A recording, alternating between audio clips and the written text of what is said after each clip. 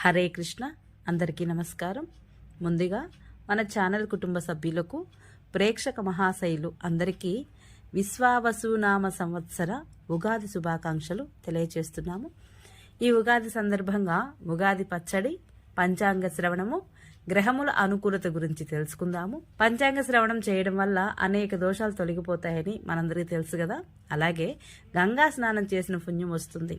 కారణం ఏమంటే పంచ అంగములు అంటారు. అంటే పంచ అంగములు అంటే తిథి, వారము, నక్షత్రము, యోగము, కరణము.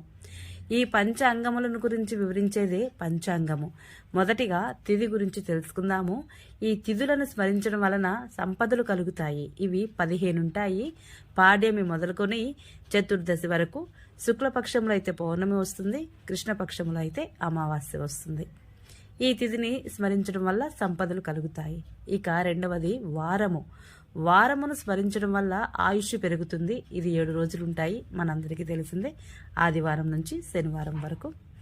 ఇక మూడవది వచ్చేసి నక్షత్రము. ఇవి 27 ఉంటాయి. అశ్వని, భరణి, కృత్తిక ఇవన్నీ ఉన్నాయి కదా.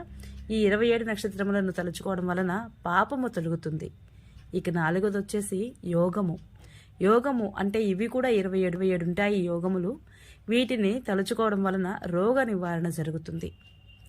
ఇక ఐదవది వచ్చేసి కరణం. కరణం అంటే ఇవి 11 ఉంటాయి.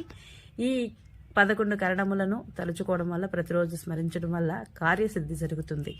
పంచాంగంలో నవగ్రహాలను స్మరించడం వల్ల శాస్త్రం చెప్తోంది కదా.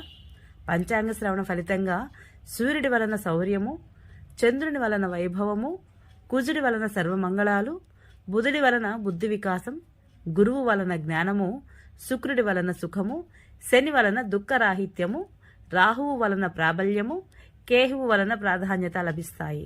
ఇక రుచులు, గ్రహ రుచుల విషయానికి వస్తే రవికి కారము, చంద్రుడికి లవణము, కుజునకు చేదు, బుధునకు షడ్రసములు, గురువునకు తీపి, శనికి వగరు రుచికరమైనవి. అందువలన మనము షడ్రుచుల సమ్మేళనమైన ఉగాది పచ్చడిని భగవంతునికి నివేదన చేసి శతాయు వజ్రదేహాయ సర్వసంపత్కరాయ చ సర్వారిష్ట వినాశాయ నింబకం దళ భక్షణం అన్న శ్లోకాన్ని పఠించి ఉగాది పచ్చడిని ప్రసాదంగా స్వీకరించి సకల శుభములను పొందుదాము.